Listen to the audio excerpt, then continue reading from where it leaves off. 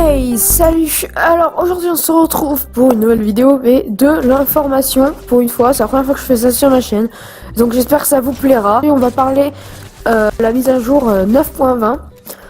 Qui est une grosse mage avec plein de nouveautés. En premier, il y a l'inverseur de tempête qui est arrivé. L'inverseur de tempête est un objet à lancer qui explose à l'impact et crée une zone en forme de sphère. En gros, si la sphère se retrouve sur une zone sûre, en gros une zone sans gaz, elle va créer une zone de tempête, en gros avec du gaz. Cet item est de rareté épique.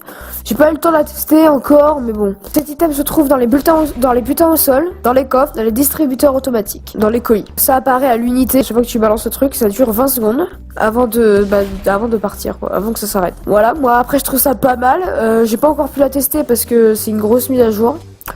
Après ça s'annonce bien, mais je pense qu'en compétition ça sera une arme dévastatrice, mais bon, à voir. Donc les arcs mettent 0,25 secondes de plus à avoir la corde bandée au max.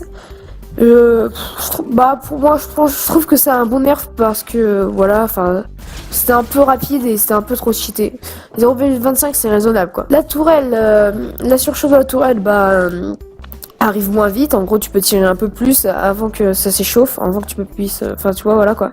L'option qui permet dans les constructions de changer de matériaux automatiquement, désormais toujours activée. Quand tu touches un mec, si il meurt une minute après, t'as le kill quand même si c'est toi qui l'as touché en dernier, par exemple. Les sons de rechargement des armes sont désormais joués en mono au lieu de stéréo. Cela améliorera la spatialisation du son lors des changements d'armes. Je m'y connais pas trop dans ce genre, mais je pense que ça doit être un truc bien. Les joueurs sur console ont désormais accès aux options de langue dans le menu. En gros, ils peuvent changer la langue, ils peuvent changer la langue qu'ils veulent dans le menu paramètres. Mise à jour du salon, le menu principal pour qu'il ressemble au salon de Battle Royale. Vous pouvez désormais annuler un achat récent dans la boutique Fortnite. Ça c'est pratique, mais je pense que c'est récent, je l'ai pas encore pu tester. Juste après l'achat d'un objet, voilà.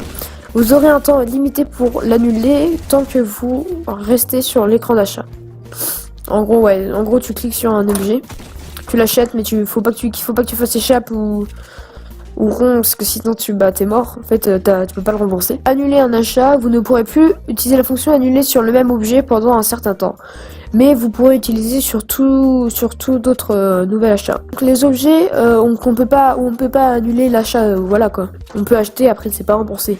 Il y a les cadeaux, les passes de combat, les paliers. Et les paliers, c'est dans la boutique, là, c'est la grosse arnaque. J'ai fait le plus important, je pense, à vous dire. Donc là je vais présenter 3 petits conseils Reddit qui sont que je trouve pas mal quoi. Alors en premier des skins des tortues ninja. En deuxième un système de roulette, voilà, ça peut être pas mal. Et en troisième le pont chasseur qui peut être une amélioration assez bien. Donc c'est la fin. Ciao ciao.